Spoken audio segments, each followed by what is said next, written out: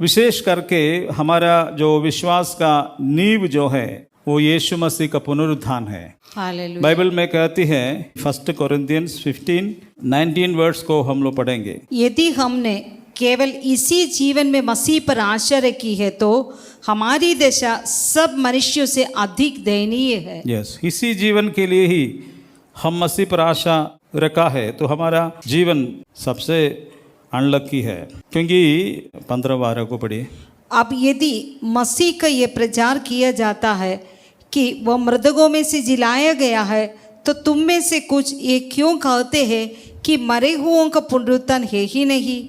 यदि मरे हुओं का पुनरुत्थान नहीं है तो मसीह भी नहीं जिलाया गया, और यदि मसीह जिलाया नहीं गया तो हमारा प्रचार करना व्यर्थ सारे है क्रिश्चियनिटी कदम है और तुम्हारा विश्वास भी व्यर्थ है। Yes, hallelujah. हालेलुया। तो हमारे विश्वास का नींव जड़ जो सेंट्रल पॉइंट यह है मसीह का पुनरुत्थान है। हालेलुया। यदि हम मसीह के पुनरुत्थान में हमारा विश्वास नहीं है तो फिर हमारे विश्वास जीरो हो गया।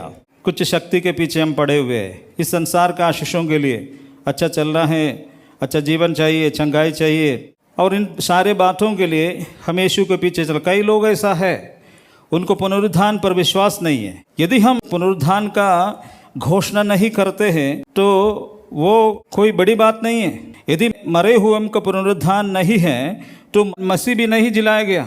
यदि मसीह जिलाया नहीं गया तो हमारा प्रचार करना व्यर्थ है, तुम्हारा विश्वास भी व्यर्थ है। तो एक विश्वासी का जीवन में उसका लाइफ रियल में उद्धार तभी पाता है उसका जीवन में मसीह का पुनरुत्थान का प्रकटीकरण होना। जिस वक्त मसीह यीशु मृतकों में से जी उठा, ये विश्वास केवल बोलने से, हम बोलने का समय आप रिपीट करने से नहीं होता है। हम तो बोलेंगे तो आप रिपीट करेंगे, ये विश्वास नहीं होता है। हम बोलने से आप बोल रहे हैं, विश्वास मुंह में नहीं होता है, हृदय में होता है। हालेलुया। आपका हृदय में प्रकट होना है मसीह जीवित है, जी उठा है। तो मसीह का पुनरुत्थान पर जिस वक्त आपका रेवलेशन, कन्विक्शन मिलेगा मसीह सचमुच जी उठा है, तब आपको आनंद जीवन है। हालेलुया। अदरवाइज नहीं।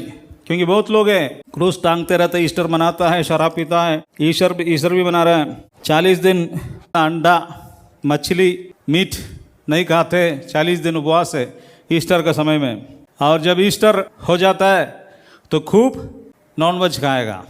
तो किसको मूर्ख बना रहा है जी? कहाँ बाइबल में लिखा हुआ है क्या ये सब छोड़ना है? बाइबल में ईस्टर के समय में मछली और मीट अंडा छोड़ने का विचार, जो वो ईस्टर मीन्स गुड फ्राइडे में, पास का पर्व में यहूदी तो अच्छा से मीट खाता है, मटन। तुम इधर उपवास कर रहा है, पता नहीं दिमाग खराब है और कुछ नहीं है, पागल हो गया, बाइबल नहीं जानते। अरे सभी वस्तु अच्छा है, हर दिन अच्छा है। हालेलुया। तुमको जितना खाओ खाओ, नहीं खाना तो छोड़ दो। इसमें परमेश्वर को इसके पीछे खींच के नहीं मत लेके आओ। तुम अंडा नहीं खाए तो क्या है, पेट भर के सब्जी तो खा लिया ना।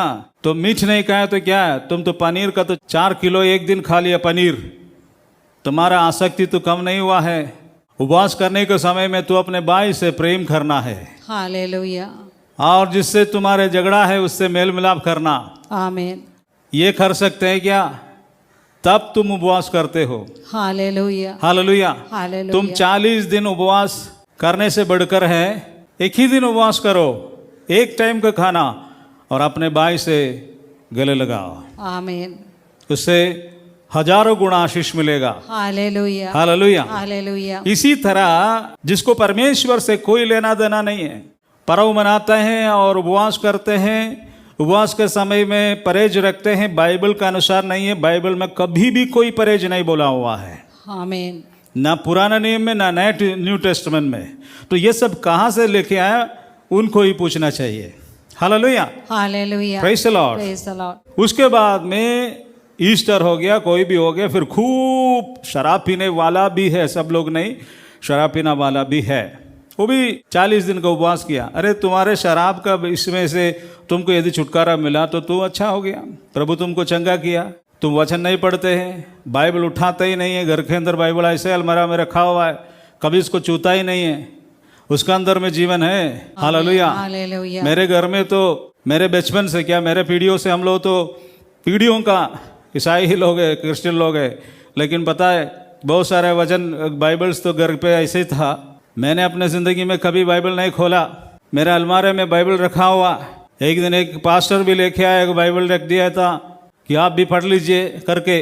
कभी नहीं छुआ। उसको रखा हुआ है, कोई ध्यान नहीं। लेकिन एक दिन मैंने उसको उठाया, मेरा जीवन बदल गया। Hallelujah, hallelujah. हालेलुया। जिस वक्त मेरा शादी केरल में हुआ था। बेसिकली उस समय में हम कैथोलिक चर्च से था। मैं शादी होने का समय मेरे परिवार से और मेरे वाइफ के परिवार से, विशेष करके नन्स फादर्स वगैरह काफ़ी है। शादी होने के बाद शादी का बोझ देते हैं ना, घर घर में देते फ्रेंड्स रिलेटिव्स। तो हम लोग को मेरे वाइफ का कसिन सिस्टर एक नन है, उन्होंने उनका हाउस में हम लोग को बुलाया। उधर बहुत सारा सिस्टर्स है, मदर है, सब कुछ है। और बुलाने के बाद उनका इतना लंबा चौड़ा टेबल है, सारे लोग मिल करके हम लोग बहुत अच्छा भोज दिया और सबसे अच्छा लगा। उसके बाद में जाने का समय इसी तरह एक रेड कलर का बाइबल, एक गिफ्ट पेपर में रैप करके, मतलब लपेट करके, इतना बड़ा एक बाइबल, हमको नहीं मालूम तो बाइबल है, मेरे हाथ में दिया। सब लोग बहुत खुशी के साथ, और हमको बोला कि ये आपके लिए। बोले कि क्या है, बहुत बड़ा है, कुछ गिफ्ट होगा। हमने सोचा कोई अच्छा चीज़ होगा, गिफ्ट होगा। तो हमने बोला कि पूछा कि सिस्टर जी बहुत इसको वेट देख रहे हैं, ये क्या है? तो उसने बोला डरना नहीं, इसका अंदर पवित्र बाइबल है। मैंने उनको तुरंत ही जवाब दिया, सिस्टर जी मेरे को ये बाइबल देने से क्या फ़ायदा, ये आप लोगों का चीज़ है। मैंने बोला कि मुझे कोई यूज़ नहीं है इसका, एकदम यूज़लेस चीज़ आप मुझे दिया है। वो सिस्टर हमको बोला आपको आज नहीं, एक बूढ़ी है सिस्टर है ना, बूढ़ी लोगों को बात तो मानना चाहिए ना। तो उन्होंने बोला अभी आपका कोई यूज़ नहीं होगा, लेकिन जीवन में कभी ना कभी यूज़ होगा। हालेलुया। हमने बोला ठीक है, ऐसा है तो दे दीजिए, हम ले जाएंगे। ले गया, सीधे अलमारे में रखा, कभी इसको छुआ नहीं। कोई किसी दिन में एक व्यक्ति हमको बोला कि ये जीसस क्राइस्ट कौन है? बोले कि कौन है, हमको क्या मालूम है। बोला कि तुमको नहीं मालूम, तुम क्रिश्चियन है, हम क्रिश्चियन होने से क्या, जीसस भी हमको कोई मतलब नहीं है। तो बोले यार तुम तो क्रिश्चियन होते हुए तुमको जीसस क्राइस्ट के विषय में कोई आइडिया नहीं, हम बोल रहे ना हमको कोई आइडिया नहीं है। उसने बोला कि तब तो कैसे क्रिश्चियन है? मतलब कि ऐसे ही क्रिश्चियन है, समझ लो ऐसे ही क्रिश्चियन है। तो लेकिन हम वहाँ से आर्ग्यूमेंट करके चला गया। फिर मेरे मन में ये क्वेश्चन अरेज करना शुरू कर दिया। और जिस वक्त वाइफ को डिलीवरी के लिए उसके घर ले गया, मैं तो अकेले पड़ गया। उस समय वो बाइबल मेरे सामने आया, क्योंकि जीवन में बहुत बड़ा परेशानी था, अशांति था, प्रॉब्लम था। ये क्वेश्चन भी मेरे अंदर है। मैंने सोचा कि इसको थोड़ा देख लेते, ये कहाँ पर क्या लिखा हुआ है। मैंने उसको उठाया, मेरे ख्याल से वो शाम से मैंने पढ़ना शुरू किया था भजन संहिता से। मुझे लगा कि एकदम नीचे से पढ़ना है, उत्पत्ति से पढ़ना चाहिए, देखते हैं उसके अंदर क्या लिखा हुआ है। उत्पत्ति का पहले ग्रंथ से मैंने पढ़ना शुरू कर दिया। आधा जब तक हुआ है बाइबल, आधा होते होते मेरे जीवन परिवर्तित हो गया। हालेलुया। मैंने यीशु को पाया। उसके बीच में मुझे एक सभा में जाने का अनफॉर्चुनेटली परमेश्वर एक अवसर खोला है, वहाँ पर मैंने यीशु को अपने जीवन में ग्रहण किया है। उसके बाद फिर हम रिटर्न आया, वो पूरा यीशु को पाने के बाद पढ़ा है। उसके बाद कई ऐसे बाइबल को मैंने ख़त्म कर दिया, अभी ये भी ख़त्म है। तो मैं आपको बताने के लिए चाहता हूँ, बाइबल हमारे जीवन को बदलता है। Hallelujah. If you carry the Bible will carry you. यदि आप बाइबल को उठाएंगे, बाइबल आपको उठाएगा। हालेलुया। हालेलुया। लेकिन उठाता नहीं है ना, उठाता नहीं है। उठाओ। जिस वक्त आप परेशानी में जाएगा, बाइबल आपको उठाएगा, आमीन, उठाएगा, आपको चलाएगा। इसका अंदर में ही जीवन है। दुनिया में इतने सारे किताब आपको मिलता है, हालेलुया। जीवन केवल बाइबल में है। आमीन, आमीन। वो जीवन का नाम है यीशु मसीह। हालेलुया। यदि यीशु मसीह इसके अंदर में नहीं है तो जीवन भी नहीं है। हालेलुया। यहूदियों के ग्रंथ में जीवन नहीं है। यहूदियों के ग्रंथ में केवल आज्ञा है, संहिता है, वहाँ पर जीवन नहीं है। यीशु आया तो जीवन आया, हालेलुया। जीवन मिला है। हालेलुया। हालेलुया। हालेलुया। इस यहूदियों के ग्रंथ के अंदर में न्यू टेस्टमेंट जुड़ गया तो जीवन का किताब हो गया। यीशु ने बोला, मैं ही जीवन हूँ, मैं ही मार्ग हूँ और मैं ही सच्चाई हूँ। बिना मेरे द्वारा कोई परमेश्वर के पास नहीं आ सकते हैं। मैं भी जीवन देने वाला हूँ, मैं भी सच्चाई हूँ। मेरे पास आओ, मैं भी सच्चाई को दिखाऊंगा।